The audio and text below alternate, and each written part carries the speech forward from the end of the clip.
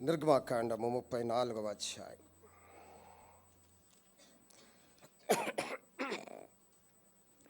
మొదటి 2 వచనాలు అందరం కలిపి చదువుకుందాం.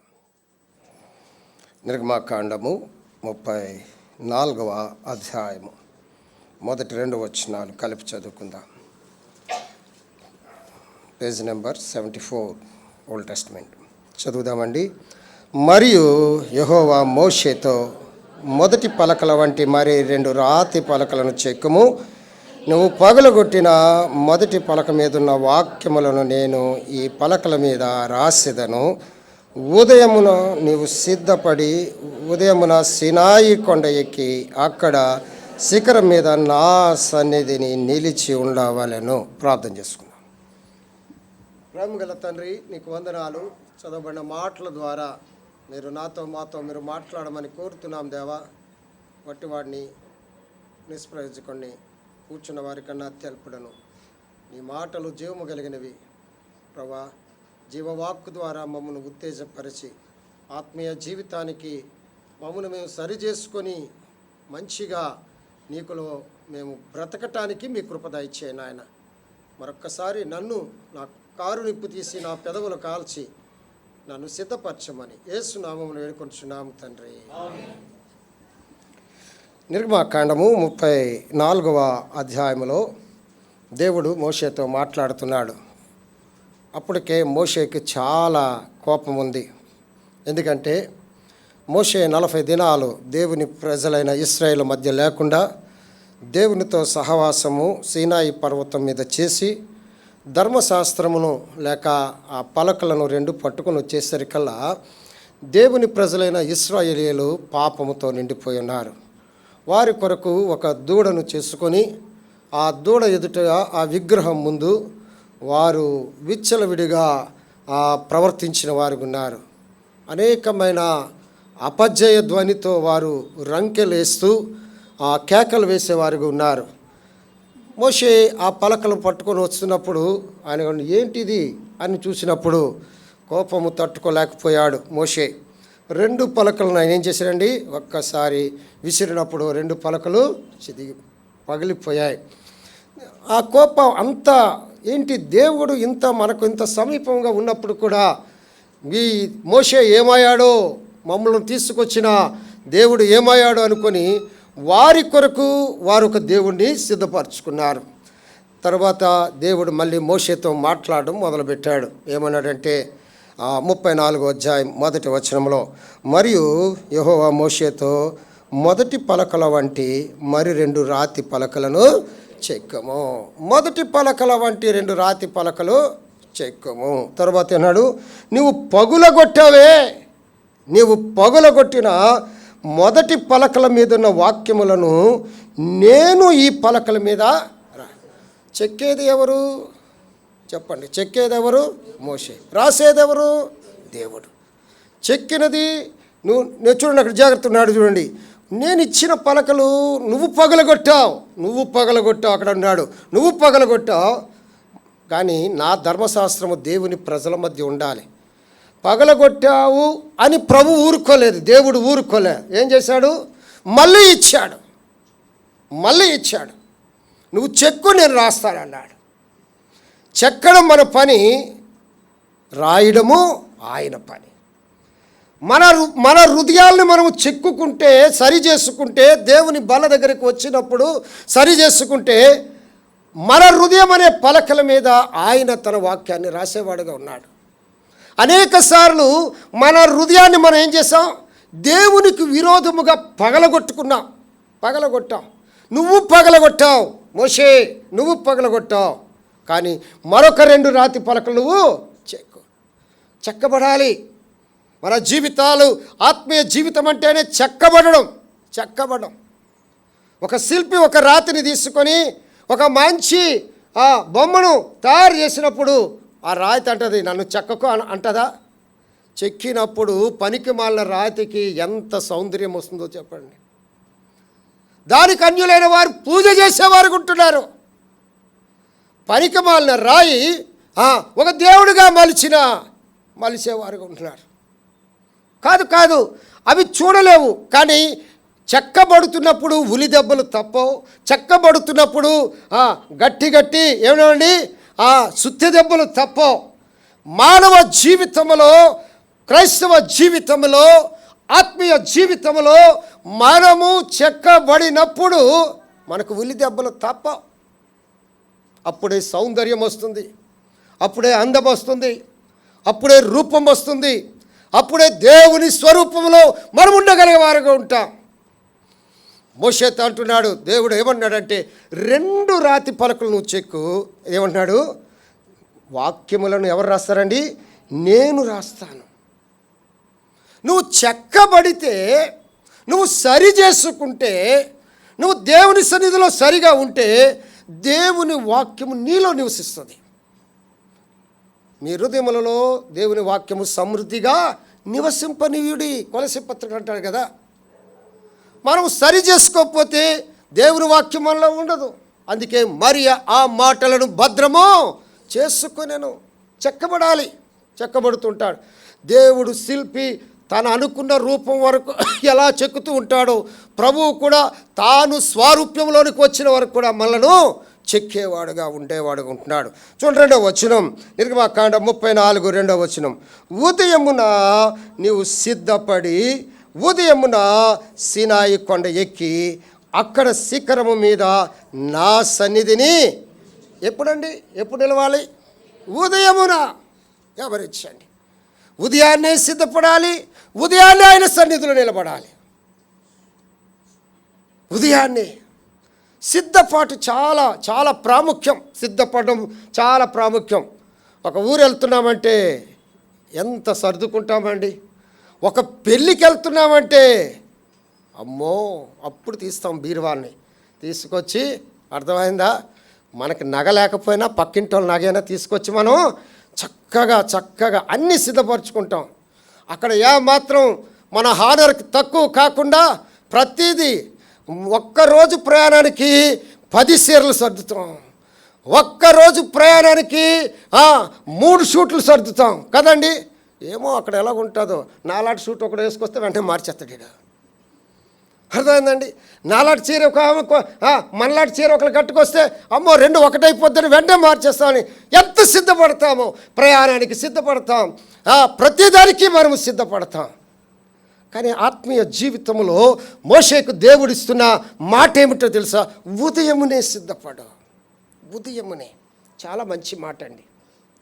నేను ఉదయకాలంలో ప్రార్థన చేసుకుంటున్నప్పుడు ప్రభు ఏం చెప్పాలంటే నాకేమీ రాలేదు. తర్వాత ఇక్కడ ప్రార్థన చేసినప్పుడు దేవుని ఆత్మ నాకు ప్రేరేపించింది. సిద్ధపాటు చాలా ప్రాముఖ్యం. ఉదయమునే సిద్ధపడాలి. అర్థమైందండి? ఎంతమంది ఉదయకాలం వేసి ప్రార్థన చేస్తున్నారు? చేతులు ఎత్తవద్దు, మీరు మీ మనసుకు చెప్పుకోండి. అది సిద్ధపాటు. దేవుని సూర్యోదయం రాకముందే నీ జీవితంలో నువ్వు సిద్ధపడాలి. దేవుని సన్నిధిలో నీ హృదయాన్ని కుమ్మరించుకోవాలి. ఇప్పుడు ఏమైపోయిందంటే పాత భక్తి అంతా పోయి ఉదయం 7 అయినా ఎవరు లేవట్లే కదండి.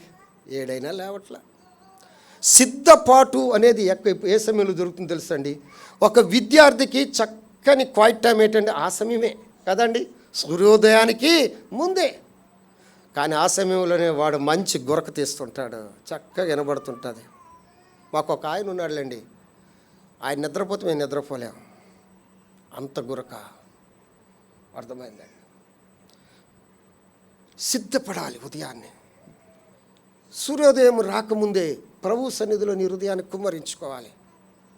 ప్రభా నన్ను సిద్ధపరిచయ. కొన్ని మాటలు, కొన్ని తలంపులు. ప్రభు మన కొరకు ఏమి సిద్ధపరిచాడు, మనం ఎలా సిద్ధపడాలి, 2 తలంపులు అని చెప్పి ముగిస్తాను. ప్రభు మన కొరకు ఏమి సిద్ధపరిచాడు? సర్వ సృష్టిని సిద్ధపరిచాడు. దూతల కొరకు ఆయన చేయలేదు, దూతల కొరకు చేయలేదు, ప్రభు ఉండడానికి చేయలేదు ఈ సృష్టిని. మానవుని కొరకే ఈ సృష్టిని అంతటిని చేశాడు. మన కొరకు ఎంత సిద్ధపరిచాడో కదండి. సర్వ సృష్టిని ఆయన సిద్ధపరిచాడు. ఇంకేమి సిద్ధపరిచాడో తెలుసా అండి? చూడండి, 1 పేతురు రాసిన పత్రిక 1వ అధ్యాయం 5వ వచనం. మొదటి పేతురు రాసిన పత్రిక 1వ అధ్యాయం 5వ వచనం. కడవరి కాలమందు బయలుపరచబడుటకు సిద్ధముగా ఉన్న రక్షణ మీకు కలుగునట్లు ఏమి సిద్ధపరిచాడండి? నీ కొరకు సృష్టిని సిద్ధపరిచిన దేవుడు నీ కొరకు నువ్వు తప్పిపోయావు. ఏదేనులో పాపము వలన నువ్వు దేవునికి దూరం అయిపోయావు. దేవుని కాపుదల నుండి బయటికి వెళ్ళగొట్టబడ్డావు. అటువంటి నిన్ను నీ కొరకు ఏమి సిద్ధపరిచాడో తెలుసా? మొదటి పేతురు పత్రిక 1:5 సిద్ధపరిచిన రక్షణ, సిద్ధముగా ఉన్న రక్షణ నీ కొరకు ప్రభువైన యేసుక్రీస్తు వారు 2024 సంవత్సరాల క్రితం భూలోకానికి వచ్చి నీ కొరకు రక్షణను సిద్ధపరిచాడు. కల్వరి శిలువలో ఆయన బలియాగమైపోయాడు. అందుకనే అపొస్తలుల కార్యం 4:12 అంటాడు, మరి ఎవరి వల్ల రక్షణ లేదు, ఈ నామములోనే రక్షణ, సిద్ధముగా ఉన్న రక్షణ, సిద్ధపరచబడిన రక్షణ. చూడండి, చాలామంది బిడ్డలకి ఎంత బద్ధకమో తెలుసా అండి, ఎంత బద్ధకమో తెలుసా? మమ్మీ ఆకలేస్తుంది, అన్నం పెట్టు అంటాడు. అరే అన్నీ వండి టేబుల్ మీద పెట్టారంటే వేసుకొని తినంటే అది నాకు చేత కాదు, నువ్వే పెట్టు. అన్నీ సిద్ధంగా ఉన్నారా, నీకేది కావాలంటే తినంటే వేసుకోవడానికి కూడా వాడికి ఏంటండి బద్ధకమే. దేవుడు కల్వరి శిలువలో రక్షణను సిద్ధపరిస్తే మానవుడు దాన్ని పొందుకోవడానికి ఏమైపోతున్నాడు? వెనక్కి వెళ్ళిపోతున్నాడు.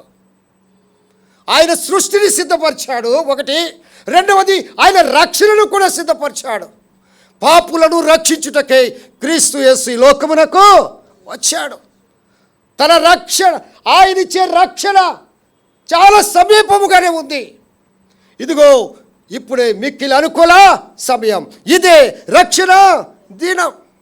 మన కొరకు రక్షణను ఆయన సిద్ధపరిచాడు. కానీ చాలామంది ఆ రక్షణను తృణీకరిస్తున్నారు, రక్షణను త్రోసివేస్తున్నారు. ఆ రక్షణ పొందడానికి ఏ మాత్రము కూడా వారికి ఏంటి ఇష్టము లేకుండా ఉంది. ఎందుకో తెలుసా? ఈ యుగ సంబంధమైన దేవత వారి మనోనేత్రాలకు ఏం కలిగజేసిందండి? గుడ్డితనం. సువార్త ప్రకాశం వారి మీద ప్రకాశించకుండా అడ్డు పెట్టేశాడు. రక్షణను ఆయన సిద్ధపరిచాడు, కానీ దాన్ని అనుభవించలేకపోతున్నా. టేబుల్ మీద అన్నీ ఉన్నాయి, వెళ్ళి కూర్చొని తినడానికి ఏమవుతుంది? ఏమైపోయింది? త్రోసివేస్తున్నాడు. అది అప్పుడప్పుడు మా నాన్నగారు అంటుంటారు, ఏమంటారో తెలుసా?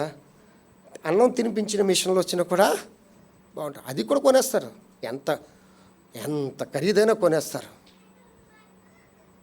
సిద్ధముగా ఉంది రక్షణ. ఇంకా చూడండి, మత్తయి సువార్త 25వ అధ్యాయం 34వ వచనం.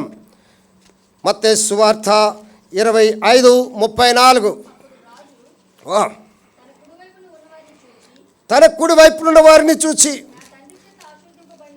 నా తండ్రి చేత ఆశీర్వదించబడిన వారులారా రండి, లోకము పుట్టినది మొదలుకొని ఆయనకి మన కొరకు ఏం సిద్ధపరిచాడు? తన రాజ్యమును, పరలోక రాజ్యమును సిద్ధపరిచాడు. ఈ మామూలుగా వేయలేదండి రోడ్లు. అయినా మన ఇంటి ముందు ఒక 80 ఫీట్ రోడ్డు ఉంటే మా ఇంటి ముందు 80 ఫీట్ రోడ్డు అండి. 6 కార్లు నేను నిలబెట్టుకుంటా అని చెప్పుకుంటావే. ఆయన నీ కొరకు సిద్ధపరిచిన రాజ్యం మామూలుది కాదు. బంగారు వీధులు.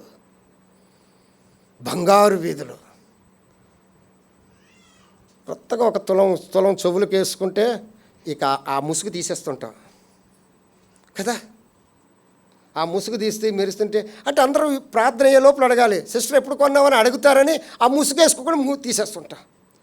మన కొరకు ఆయన సిద్ధపరిచిన రాజ్యం సామాన్యమైనది కాదు, వర్ణనాతీతం. ప్రకటన గ్రంథంలో ఆ పరలోక రాజ్యమును గురించి వివరిస్తున్నాడు. వర్ణనాతీతం. ఆశీర్వదించబడిన వారి కొరకు ఆయన ఏమి సిద్ధపరిచాడు? తన రాజ్యమును సిద్ధపరిచాడు.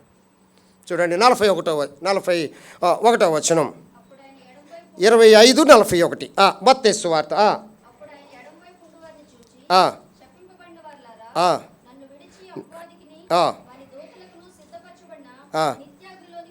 ఇంకోటి కూడా సిద్ధపరిచాడు ఆయన. ఏం సిద్ధపరిచాడు? నిత్యాగ్ని. అసలు ఆ నరకము, ఆ నిత్యాగ్ని అనేది మన కొరకు కాదండి. ఎవరి కొరకు? అక్కడే ఉంది. ఎవరి కొరకు? అపవాదికిని వాని దూతలకు. మరి మనం ఎందుకు స్వతంత్రించుకుంటాం? మరి మనకెందుకు? మనం ఎందుకు వెళ్ళిపోతున్నాం నరకానికి? అపవాది పిల్లలం కదా, పాము పిల్లలం కదా కదా. అపవాదికిని వాని దూతలకు సిద్ధపరిచాడు. ప్రభు ఏం సిద్ధపరిచాడు? సృష్టిని నీ కొరకు సిద్ధపరిచాడు, రక్షణను సిద్ధపరిచాడు, పరలోకమును సిద్ధపరిచాడు, అపవాదికి వాని దూతలకు నిత్యాగ్నిని సిద్ధపరిచాడు. కానీ మనం ఎక్కడికి వెళ్ళాలి? ఆశీర్వదించబడిన వారిలాగా పరలోకానికి వెళ్ళకుండా శపించబడిన వారిలాగా నరకానికి పోతున్నాడు మానవుడు. నరకానికి పోతున్నాడు. దేవుడు ఇన్ని మన కొరకు సిద్ధపరిచాడు. ఒక తండ్రి తన కుమారుని కొరకు ఆస్తి సిద్ధపరిచినట్లు, ఒక తల్లి తన కుమార్తె కొరకు విలువైన నగలు సిద్ధపరిచినట్లు, ఒక తండ్రి తన స్వాస్యము కొరకు అంత స్వాస్యము సిద్ధపరిచినట్లు ప్రభు మన కొరకు పరలోక రాజ్యాన్ని సిద్ధపరిచాడు. కానీ మనం ఎక్కడికి వెళ్తున్నాం? ఆశీర్వదించబడిన గుంపులో ఉన్నామా? శపించబడిన వారి గుంపులో ఉన్నామా? చెప్పండి. నిత్యాగ్ని నీ కొరకు కాదమ్మా. నిత్యాగ్ని నీ కొరకు కాదు బాబు. నిత్యాగ్ని అపవాది కొరకు, వాడి అనుచరుల కొరకు, వాడి దూతల కొరకు నిత్యాగ్ని. కానీ సాతానును వెంబడించినట్టు వారముగా, పాపము చేసినట్టు వారుగా మనం ఏం చేస్తున్నట్టే వాడి దూతలతో మనం వాడి నిత్యాగ్నికి వెళ్ళిపోతున్నాం. ఇంకేం సిద్ధపరి చూడండి. నేను చాలా వివరణ ఇవ్వట్లేదు, క్లుప్తంగానే సమయం అయింది కాబట్టి. లూకాసు వార్త 14వ అధ్యాయం 16వ వచనం, 14:16. ఆయన అతనితో ఇట్లనెను, అనేకులను పిలిచెను. ఇప్పుడు విందు సిద్ధమై ఉంది. చూడండి, దేవుడు గొప్ప విందును సిద్ధపరిచాడు. గొప్ప విందును సిద్ధపరిచాడు. కానీ తినడానికి బద్ధకం. ఇందాక చెప్పా కదా, ఒకడేమో ఎన్ని సాకులు చెప్పి ముగ్గురు దగ్గరికి వెళ్తే మూడు ఏం చెప్పారండి? నెపాలు చెప్పారు కదా. నేను రాలేనయ్యా, నేను ఎడ్లు కొన్నాను, నేను పెళ్లి చేసుకున్నాను, నేను పొలం కొని చూడడానికి వెళ్తున్నాను, నెపాలు చెప్పారు. ప్రభువారికి కోపం వచ్చింది, యజమానికి కోపం వచ్చింది. ఏం చేశాడు? బీదలను, అంగహీలను పిలిస్తే ఇంకా ఖాళీ ఉందట. గొప్ప విందును సిద్ధపరిచాడు. ఆయన బల్ల చుట్టూ మనం ఎలా చేరామో పరలోకములో ఆ పెండ్లి విధిలో ఆ పరలోక బల్ల చుట్టూ మనం అలాగే చేరేవారంగా ఉంటాం. విందు సిద్ధపరిచాడు. అర్థమైందా? తినడానికి, రావటానికి అనేకమైన నెపాలు, దేవుని మందిరమునకు రావటానికి అనేకమైన నెపాలు, దేవుని సన్నిధిలో కనబడటానికి అనేకమైన సాకులు. ఎలాగున్నాం మనం? దేవుడు నీ కొరకు అన్ని సిద్ధపరిస్తే దాన్ని స్వతంత్రించుకోవడం పోయి నువ్వేం చేస్తున్నావు? నేను రాలేను, నాకు చేత కాదు. ఎవడొస్తాడు అక్కడికి? కాదు దేవుడు సిద్ధపరిచినవి మనం ఏం చేయాలండి? స్వతంత్రించుకోవాలి. దేవుడు మోషేతో అంటున్నాడు, నువ్వు ఉదయమునే సిద్ధపడు. ప్రియులారా, ఉదయమునే సిద్ధపడేది ఎంత తాజాదనం అండి. ఉదయాన్నే సిద్ధపడేది ఎంత ఆరోగ్యదాయకమండి. ఉదయాన్నే సిద్ధపడేది నీ యొక్క ఆ రోజంతటికి ఎంతగా నిన్ను నడిపిస్తుందో. ఉదయాన్నే సీనాయి కొండ ఎక్కు. ప్రభా, సిద్ధపడ్డ 1 గంట అవుద్దయ్యా, మధ్యాహ్నం కల్లా కొండ మీదకి వస్తానని చెప్పలా మోషే. మధ్యాహ్నం మొదలెడతానల్లా. ఏమన్నాడు? సిద్ధపడగానే కొండెక్కాడు. అంతే, సిద్ధపడగానే కొండెక్కాడు. నీ జీవితంలో, నా జీవితంలో దేవుడు సిద్ధపరిచినవి స్వతంత్రించుకొని సిద్ధపడి ఆయన సన్నిధానికి రావాలి. ఆయన ఇంకేమీ మారు మాట్లాడలేదు మోషే. ప్రభా, నేను ఇప్పుడు సిద్ధపడడం కొద్ది చెక్కడం కొద్ది లేట్ అవుతుంది ప్రభా, నువ్వు అంత చాలా తేలిగ్గా చెప్పేస్తావు. కానీ ఒక రోజులో అయిపోద్దండి. ఉదయాన్నే సిద్ధపరచు, ఉదయాన్నే కొండ మీదకి రా అంటే ఎంత వేగంగా లేచి ఎంత వేగంగా సిద్ధపరిచి ఉంటాడు.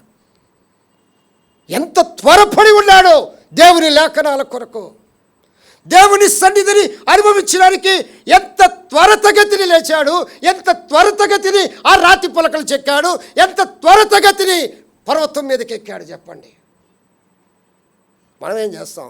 వాయిదా వాయిదా వాయిదా. సిద్ధపాటు చాలా ప్రాముఖ్యం. దేవుడు తన సంఘమును సిద్ధపరుస్తున్నాడు. దేవుడు తన వధువును సిద్ధపరుస్తూ ఉన్నాడు. సిద్ధపడకపోతే ఉండిపోతావు అంతే. సిద్ధపడకపోతే ఉండిపోతావు. నీ జీవితంలో ఉదయాన్నే సిద్ధపడే అనుభవం ఉండాలి. ఉదయాన్నే నువ్వు సిద్ధపడితే దేవుడు నీ జీవితంలో అంతకంతకు ఆయన తీసుకెళ్ళేవాడు ఉన్నాడు. ప్రభా, కొంత సమయం ప్రభా, ఆ రాళ్ళు చెక్కడానికి కొద్దిగా లేట్ అవుతుంది అనేవాళ్ళే. ప్రభా, అప్పటికే బాధపడుతున్నాడు. చిదిగిపోయి, అయ్యో నా కోపానికి 2 చితగొట్టేశానులే, పగలగొట్టేశాను, దేవుడు మళ్ళీ ఇస్తే బాగున్ను అని అనుకుని ఉంటాడు. అయ్యో దేవుడు ఇచ్చింది నేను పాడు చేసుకున్నాను అనుకుని ఉంటాడు. దేవుడు ఇచ్చినది నువ్వు పాడు చేసుకుంటే మళ్ళీ సిద్ధపడు, మళ్ళీ సిద్ధపడు, మళ్ళీ సిద్ధపడు. 2 బాధలు ఉన్నాయి మోషేకి. ఒకటి, తన ప్రజలైన ఇశ్రాయేలు పాపము చేశారని బాధ. రెండవ బాధ ఏంటంటే దేవుడిచ్చిన ఆజ్ఞలను నా కోపంతో పగలగొట్టానని బాధ. 2 బాధలు ఉన్నాయి. సరే, ఏం చేస్తాడు? ప్రభు, మళ్ళీ మాట్లాడితే బాగుండు ప్రభు ఇస్తాడో ఇవ్వడో 2 రాతి పలకలు మళ్ళీ ఆ 2 రాతి పలకలు ఇస్తాడో ఇవ్వడో. ఇస్తే బాగుండు. ఎంత అవిధేయునయ్యాను. నా కోపానికి దేవుడిచ్చిన నిబంధన నేను పగలగొట్టాను. దేవుడిచ్చిన వాగ్దానాన్ని నేను నిరర్థకము చేశాను. దేవుడిచ్చిన సన్నిధిని నేను పాడు చేశాను అనుకున్న మోషే జీవితంలో దేవుడు మళ్ళీ సమకూర్చాడు. ఎలా సమకూర్చాడు తెలుసా? మోషే, ఉదయాన్నే సిద్ధపడు, మళ్ళీ 2 రాతి పలకలు చెక్కడం నీ వంతు, రాయడము నా వంతు. ఎంత సంతోషించేవాడండి. ఇక ఆ వాగ్దానమును పట్టుకున్నాడు, ఆ మాటను పట్టుకున్నాడు. ఏ మాత్రము తడువు చేయకుండా వెంటనే పని పూనుకున్నాడు. ఉదయాన్నే సినాయి కొండ మీదకి ఎక్కాడు. మనం ఎన్ని సాకులు చెప్తామండి? ఎన్ని సాకులు చెప్తాం చెప్పండి? ఎన్ని సాకులు? అయ్యో, నా జీవితం ఇలాగ అయిపోయింది. దేవుడు రాసిన 40 దినాలు దేవునితో సహవాసం గడిపిన నా జీవితంలో ఆయన ఇచ్చినది తీసుకొచ్చి నా కోపానికి దాన్ని బలి చేశానే అని బాధపడుతున్న మోషే జీవితంలో దేవుడు మరొక తరుణం ఇచ్చాడు. ఆ తరుణంలో నువ్వు సిద్ధపడితే నువ్వు ధన్యుడవు.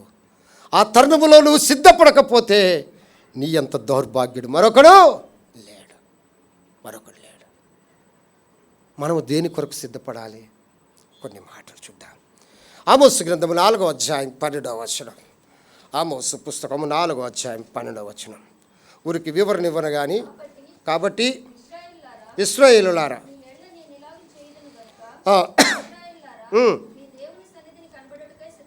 దేని కొరకు సిద్ధపడాలండి? ఆయన ఏం సిద్ధపరిచాడో మనం చూసాం. ఇప్పుడు మనము దేని కొరకు సిద్ధపడాలి? ఎలా సిద్ధపడాలి? దేవుని సన్నిధిలో కనబడుటకే మనం ఏం చేయాలండి? కనబడుతున్నామా?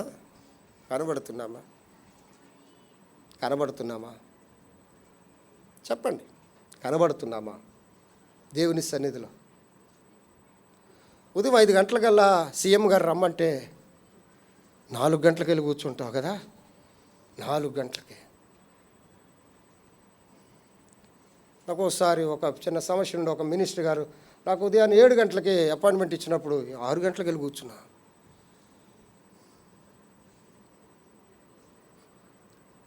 మినిస్టర్ల కన్నా, సీఎంల కన్నా, పిఎంల కన్నా, రాజుల కన్నా, గొప్ప గొప్ప ప్రధానుల కన్నా, రాజులకు రాజు, ప్రభువులకు ప్రభు సన్నిధిలో కనబడడానికి సిద్ధపడుతున్నావా? ఇప్పుడు కుంకుడుకాయలు ఎవరైనా వాడుతున్నారండి? కుంకుడుకాయలు ఎవరైనా వాడుతున్నారా? ఏజెన్సీలో వాడుతున్నారు. బాగా చెప్పారు. ఎక్కడ లేదు. ఇప్పుడు అంతా షాంపూ. అమ్మా, జాగ్రత్త వినండి. ఆదివారమే కుంకుడుగాయ కొట్టుకుంటాం, ఆదివారమే తలంటు స్నానం చేస్తాం. ఒకవైపు చర్చికి ప్రార్థన చేయడం, అప్పుడే షర్ట్కి ఇస్త్రీ చేస్తాం, మొదలెడతాం. మర్చిపోయి ఆ హీట్ని అలా వదిలేస్తే ఎవడో కుర్రోడు వచ్చి పట్టుకుంటాడు, ఆడిని హాస్పిటల్కి తీసుకెళ్తే చర్చి వదిలేస్తాం. దేవుని సన్నిధిలో దేవుని మాటలు వినడానికి ప్రార్థనాపూర్వకంగా సిద్ధపడి రావాలండి. సిద్ధపడాలి. మన ఆశను బట్టి దేవుడు మాట్లాడుతుంటాడు, మన సిద్ధపాటు గురించే దేవుడు మనకిస్తూ ఉంటాడు. ఒకటి, దేవుని సన్నిధిలో కనబడడానికి మనం ఏం చేయాలండి? సిద్ధపడాలి. రెండవది, రోమీయులకు రాసిన పత్రిక 1వ అధ్యాయం 15వ వచనం. రోమీయులకు రాసిన పత్రిక 1వ అధ్యాయం 15వ వచనం. కాగా నా వలనైనంత మట్టుకు రోమాలో ఉన్న మీకును. దేనికి సిద్ధంగా ఉండాలండి మనం? పౌలు అంటున్నాడు, రోమాలో ఉన్న మీకు సువార్త ప్రకటించడానికి నేను సిద్ధముగా ఉన్నాను. పూర్వ దినాల్లో కుంకుడుగాయలు కొట్టుకొని తలంటు స్నానం చేసుకుని వచ్చిన వాళ్ళు వేగంగా వచ్చారు. ఈరోజు షాంపూ ఇలా చింపి వేసుకుని పాముకొని రావడానికి లేట్ అయిపోతున్నాం.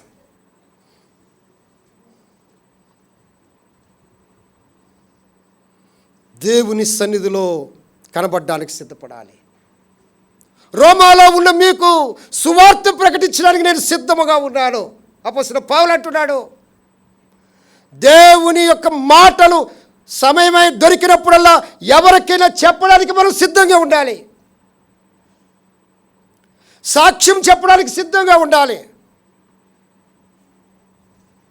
నా దగ్గరకు ఒక ఎల్ఐసి ఏజెంట్ వచ్చాడు. అని అనుకున్నాడు, డేవిడ్ గారి దగ్గర పెద్ద పాలసీ దొరికేస్తుంది, ఈరోజు నా పంట పండేసిందిలే అనుకున్నాడు. అని అన్నాడు. సరే, మొదట ఇద్దరం ఒక నిబంధన చేసుకున్నాం. సార్, మీరు మాట్లాడనని చెప్పి నేను మాట్లాడను, నేను మాట్లాడినప్పుడు మీరు మాట్లాడకూడదు. ఎందుకో తెలుసా? మీరు ఎల్ఐసి గురించి చెప్పడానికి వచ్చారు, ముందు మీరు మాట్లాడండి, నేను మాట్లాడను. నేను కూడా ఎల్ఐసి గురించే చెప్తాను, నేను మాట్లాడను, మీరు మాట్లాడదు. నా పాలసీకి మీరు ఒప్పుకుంటే మీ పాలసీకి నేను ఒప్పుకుంటాను అన్నాను. అప్పుడు నేను ఊర్వశి దగ్గర ఉన్నాను. వచ్చాడు, పాపం ఎంత ఆశతో వచ్చాడంటే చాలా ఆశతో వచ్చాడు. చాలా దొరికేసింది, ఈరోజు మంచి పాలసీ దొరికేసిందని వచ్చాడు. చెప్పాడు. ఆ రోజు నన్ను కారు ఎక్కించాడు, విమానం ఎక్కించాడు, ఎక్కడో ఒక అమెరికాకి తిప్పించాడు. ఒక 10 లక్షలు వెంటనే నా జోబులో పెట్టినట్టు చెప్పాడు. 10 లక్షలు నా జోబులో పెట్టినట్టు చెప్పాడు. అంత విన్నాను. సార్, నెలకి ఎంత కట్టాలి? ఓకే ఓకే ఓకే సరే, అయిపోయిందా? ప్లాన్ వేసాడు, మార్కులు వేసాడు, ఇది చెప్పాడు, అది చెప్పాడు, ప్లేన్ వేసాడు, చిన్న కారు వేసాడు, అంత వేసి అంత బాగా చెప్పాడు. చెప్పిన తర్వాత, సార్ ఎల్ఐసి ఏంటండి? లైఫ్ చెప్పండి, లైఫ్ ఇన్సూరెన్స్ కార్పొరేషన్. బాగా చెప్పాడు, చాలా బాగా. అయిపోయిందా అన్నాను. అయిపోయింది. ఇప్పుడు నా ఎల్ఐసి గురించి చెప్తాను సార్, మీరు అంటారా? సార్, మీరు ఎల్ఐసి మీరు ఏజెంట్ అన్నారు. నేను ఏజెంట్ని అండి అన్నాడు. మరి వాడు చెప్పలేదండి, మీ దగ్గర పాలసీకి వచ్చామన్నాడు. పాలసీ వస్తే నేను ఏజెంట్ అండి, నా ఎల్ఐసి సపరేట్ అండి అన్నాడు. చెప్పాను నేను, నా ఎల్ఐసి ఏంటంటే life in Christ, life in Christ, క్రీస్తులో జీవితం. వాడు నీరసపడిపోయాడు ఒక్కసారి. టైటిల్కే మోర్చిపోయాడు.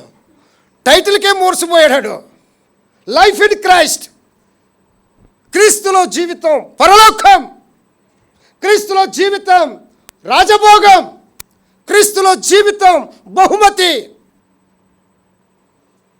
ఇద్దరికి డీల్ కుదరలేదు. వాడు మట్టు వాడు వెళ్ళిపోయాడు, నా మట్టు నేనున్నాను. ప్రియులారా, సువార్త ప్రకటించడానికి అపోస్తలుడు పౌలు ఎలా ఉన్నాడండి? సిద్ధముగా ఉన్నాడు. మనము సువార్త ప్రకటించడానికి అవసరం చిన్న మాటలు. చూడండి, సనువిస్తే సంకెక్కుతారంటారు చూడండి. ఆడు సనువివగానే సువార్త చెప్పాలి అంతే. ఈ దినాలు అలాగే చేయాలి. ఆడు కొద్దిగా సనువిచ్చాడా నేను చెప్పేస్తాను. ముద్దొచ్చినప్పుడే సంకెక్కాలి కదా. ప్రియులారా, సువార్త ప్రకటించడానికి, దేవుని మాటలు చెప్పడానికి మనం ఎలా ఉండాలండి? సిద్ధముగా ఉండాలి. చాలా విషయాలు ఉన్నాయి. 2వ తిమోతీయులకు రాసిన పత్రిక 3వ అధ్యాయం 16వ వచనం 17వ వచనం. 2వ తిమోతీయులకు రాసిన పత్రిక 3వ అధ్యాయం 16-17. దైవజనుడు సన్నద్ధుడై పూర్ణముగా సిద్ధపడి ఉండాలి. ప్రతి సత్కారమునకు, దైవజనుడువా దేవుని బిడ్డవా, ప్రతి సత్కారమునకు నువ్వు ఎలా ఉండాలి? పూర్ణముగా సిద్ధపడి ఉండాలి. ఉపదేశించుటకును, చదవమ్మా, దైవావేశము వల్ల కలిగిన ప్రతి లేఖనమును ఉపదేశించుటకును, ఖండించుటకును, అది నీ సత్కార్యము వలన ఎంత ప్రయోజనం ఉంది. నువ్వు సిద్ధపడి చేసే ఆ పనిని బట్టి ఒకరికి బోధిస్తే అది ప్రయోజనం, వారికి సహాయం చేస్తే అది ప్రయోజనం. నీ జీవితంలో దేనికి సిద్ధపడి ఉండాలని? ఒకటి, దేవుని సన్నిధిలో కనబడడానికి సిద్ధపడాలి. రెండవది, దేవుని మాటలు ప్రకటించడానికి సిద్ధపడి ఉండాలి. మూడవది, సత్కార్యము, ఏ రీతిగా నువ్వు కార్యము చేయగలవో సత్కార్యము చేయటానికి నువ్వేం చేయాలండి? సిద్ధపడి ఉండాలి. ఆదికాండం 18వ అధ్యాయం 7వ వచనం. ఆదికాండం 18వ అధ్యాయం 7వ వచనం. మరియు అబ్రహాము ఎక్కడ పరిగెట్టాడండి? ముసలోడు భలే పరిగెట్టాడా అంటారు కదా, ముసలోడు భలే పరిగెట్టాడు రా అంటారు కదా. అబ్రహాము పశువుల మందకు పరిగెత్తి ఒక మంచి లేత దూడను తెచ్చి ఒక పనివారికి అప్పగించాను. ఎలాగండి? ఆతిథ్యం ఇవ్వడానికి సిద్ధపడాలి. కష్టమే ఆతిథ్యం ఇవ్వడానికి. మా ఇల్లు రోడ్డు మీద ఇల్లు కదండి, మాకు ఫ్లోటింగ్ ఎక్కువే. అలాగ బండి మీద వెళ్ళిపోతున్న పాస్టర్ అక్కడ ఒకసారి ఆగుతుంటారు, అన్న ఎలా ఉన్నారు అంటారు. అయినా కానీ దేవుని సేవకులు, దేవుని బిడ్డలు అంటే రోడ్డు మీద వెళ్ళి ఒకసారి అన్న అన్నాడా లేదా, అక్కుందా లేదా, టిల్లు ఉన్నాడా, వాయిస్తాడా వాయించడా, చిన్న ఎంక్వైరీ కోసం వచ్చినప్పుడు మరి వాళ్ళని కూర్చోబెట్టి కనీసం ఒక టీని ఇవ్వాలి కదండి. అందుకే నేను అనుకున్నా, ఆ లోపల ఎక్కడో అపార్ట్మెంట్లు ఉంటే ఎవడో ఆ వాచ్మెన్ లోపలికి రానివ్వడేమో.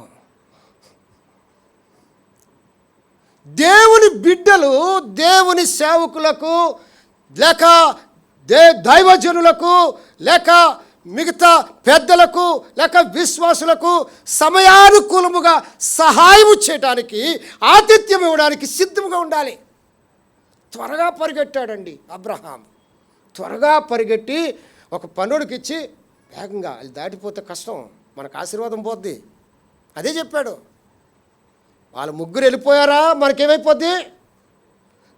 నీ దాసుని దాటిపోవద్దయ్యా, నీ దాసుని దాటిపోద్ది.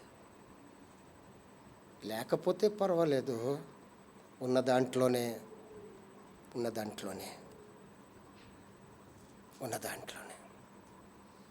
దేవుని యొక్క బిడ్డలకు ఆతిథ్యం ఇచ్చుట నీకు ఆశీర్వాదం, అది దీవెన. దాని ఫలితము నువ్వు ఎలా చూస్తావంటే రానున్న దినాల్లో కనబడకుండా దాని చక్రవడ్డీ అవుతుంటుంది. అది చక్రవడ్డీ అవుతుంటుంది నిజమైన దైవజనులకు. అర్థమైందా? చెప్పండి, దేనికి సిద్ధపడాలి? నేను ముగిస్తున్నాను. దేనికి సిద్ధపడాలండి? దేవుని సన్నిధిలో కనబడడానికి మనము సిద్ధపడాలి. రెండవది, వాక్యము లేక సువార్తను ప్రకటించడానికి మనం సిద్ధపడాలి. మూడవది, సత్కార్యములు చేయటకు మనము సిద్ధపడాలి. ఆతిథ్యం ఇవ్వడానికి మనం ఏం చేయాలండి? అన్నిటికన్నా ముఖ్యముగా మత్తయి సువార్త 24వ అధ్యాయం 44వ వచనం. చాలా ఉన్నాయి కానీ క్లుప్తంగా మత్తయి సువార్త 24వ అధ్యాయం 44వ వచనం. మత్తయి సువార్త 20. మీరు అనుకున్న గడియలో మనిషి కుమారుడు వచ్చును గనుకనే దేవుని రాకడ కొరకు సిద్ధపడాలి. మళ్ళీ ఒకసారి చదవమ్మా, 24:44 మత్తయి సువార్త. మీరు అనుకుని గడియలో మీరును సిద్ధముగా ఉండండి. దేవుడు ఎప్పుడు వస్తాడో తెలియదు. మీరు అనుకోని గడియలో మనిషి కుమారుడు వస్తాడు. మీరు ఎలా ఉండాలండి? సిద్ధంగా ఉండాలి. రాత్రికి దొంగడు వచ్చి మీ ఇంటికి దొంగతనం చేయడానికి వస్తున్నావు, నువ్వు సిద్ధంగా ఉంటాడు, నువ్వేం చేస్తావు? నువ్వు కాదు, నీ బంధువులకు అందరికి ఫోన్ చేసి ఒక్కొక్కడికి ఒక కర్ర ఇచ్చి మరి సిద్ధం చేస్తావు కదా. ప్రభు వస్తానన్నప్పుడు మా ఆత్మీయ జీవితం ఎలా ఉంది? సిద్ధంగా ఉన్నావా ఎత్తబడ్డానికి? ఒకవేళ ఇప్పుడే ప్రభు వచ్చాడు, మధ్యాహ్నకాలంలో బోర ఊతున్నాడు అనుకోండి, మీరు అందరూ వెళ్ళిపోయి నేను ఒక్కడిని ఉండిపోతే, ఇలాగే చెప్పుకుంటాను, సిద్ధంగా ఉండండి, సిద్ధంగా ఉండి, మీరు వెళ్ళిపోయారు, నేను ఒక్కడే ఉండిపోయాను. ఆడు అనుకుంటున్నాను నేను ఇంకా వాక్యమే చెప్తుంటాను, మీరు అప్పుడు వెళ్ళిపోయారు.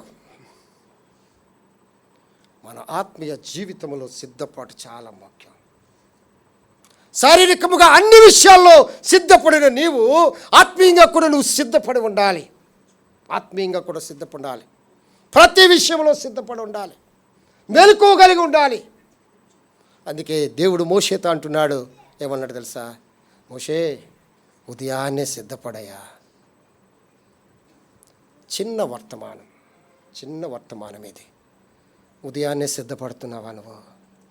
నేను ముగిస్తున్నాను. ఉదయాన్నే సిద్ధపడుతున్నావా?